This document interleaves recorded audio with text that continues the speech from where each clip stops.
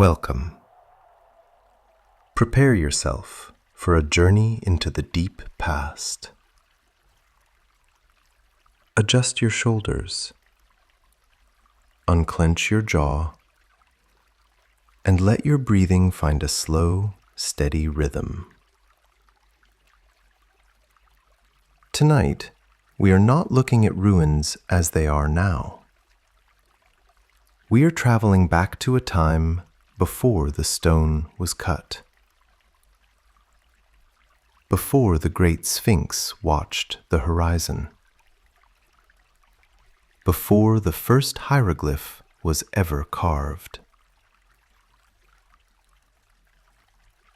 Close your eyes and clear the canvas of your mind. We are traveling back 6,000 years. Imagine the world is silent. There is no noise of machines, no hum of electricity. Only the sound of the wind sweeping across the vast North African plateau.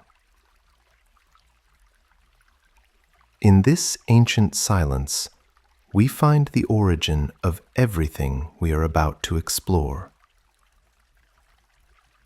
A single winding ribbon of water. The Nile.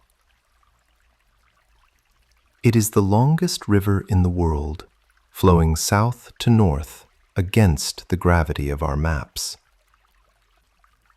Tonight, we will watch how this river carved a home for humanity out of the nothingness. We will witness the birth of Egypt. Just the water, the earth, and the first people. To understand the soul of Egypt, one must first understand the water. Visualize the geography from high above, like a hawk gliding on a thermal current. The land is defined by a stark, brutal contrast, a duality that would shape their entire philosophy. Life and death, black and red. Let us follow the water to its source. Far to the south, in the high mountains of Ethiopia and the Great Lakes of Africa. Every summer, the monsoon rains fall heavily in these distant highlands. The water gathers. The blue Nile, wild and energetic, meets the white Nile, calm and steady. A massive pulse of water begins its journey north. By the time it reaches Egypt, it is a calm, unstoppable force. Imagine standing on the banks in late summer. The river swells. It rises gently, covering the fields. It brings with it the dark, mineral-rich silt from the mountains. When the waters recede, they leave behind a blanket of black gold. The Kemet, the black land. Soil so fertile you could almost watch the plants grow. This was the annual miracle, Hapi, the bringer of life. But beyond the narrow strip of green, there is another world. Look towards the horizon. Where the black soil ends, the red sand begins immediately. There is no transition. It is a sharp line drawn by nature.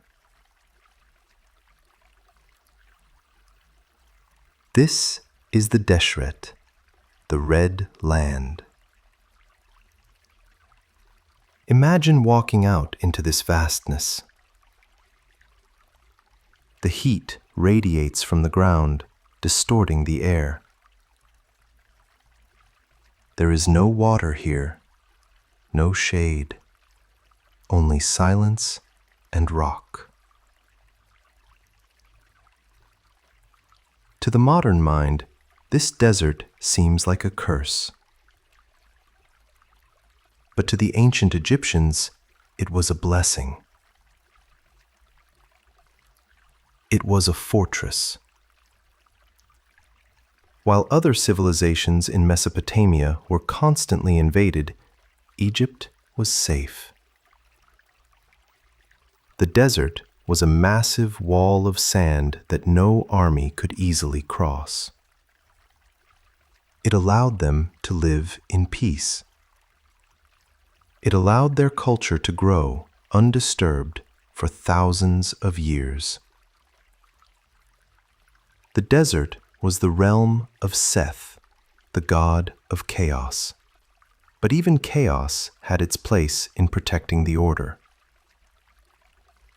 Now, let us return to the safety of the riverbank. It is the year 4000 BC, the pre-dynastic period. Long before the stone blocks were cut for the pyramids, people settled here. They came from the drying savannas, drawn to the water's edge like thirsting animals. Imagine a small village. The pace of life is slow, dictated by the rising and setting of the sun. The houses are simple oval huts made of wattle and daub, reeds plastered with mud. Inside, woven mats cover the earthen floor. It is a life of intimacy with nature. Listen to the sounds of this early morning. The soft lowing of cattle being led to the water. The splash of a fisherman's net hitting the surface. The river is teeming with life. Nile perch, catfish, tilapia. Farmers are working the black soil, planting emmer wheat and barley with simple wooden hoes. In the evenings, the smoke of cooking fires rises into the purple twilight. Potters are shaping clay into vessels, creating the beautiful red and black ware of the Nakada culture. They are not building monuments yet. They are building a memory.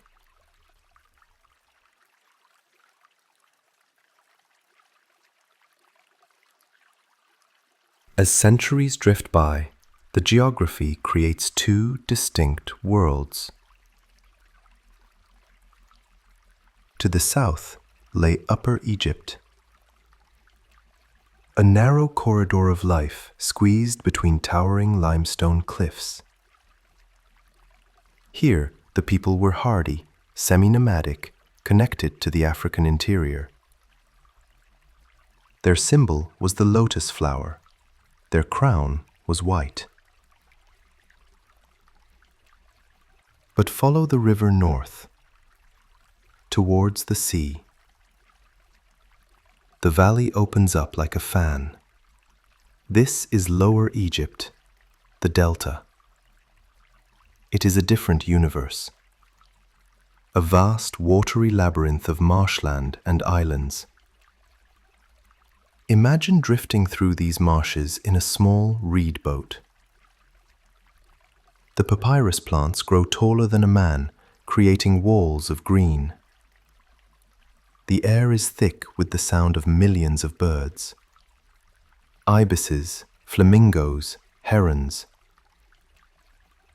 This was the land of the Red Crown. For 1,000 years, these two lands, the valley and the delta, existed separately.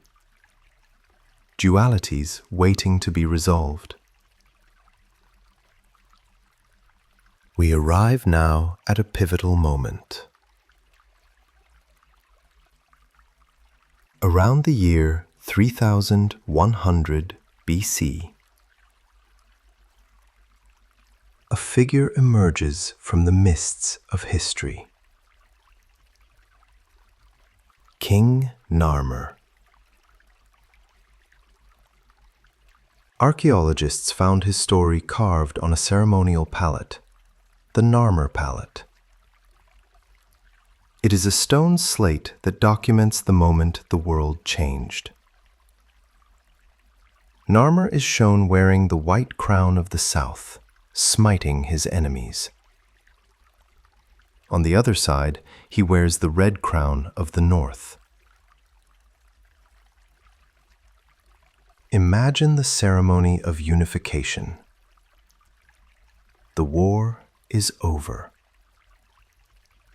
He does not choose one crown over the other, he combines them. The double crown, the Shent.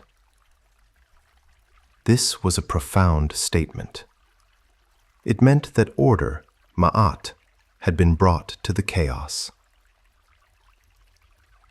He establishes a new capital city where the two lands meet.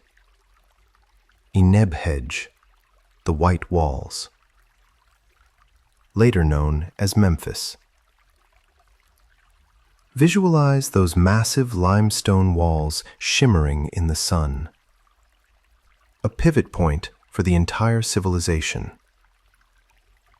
The first dynasty has begun.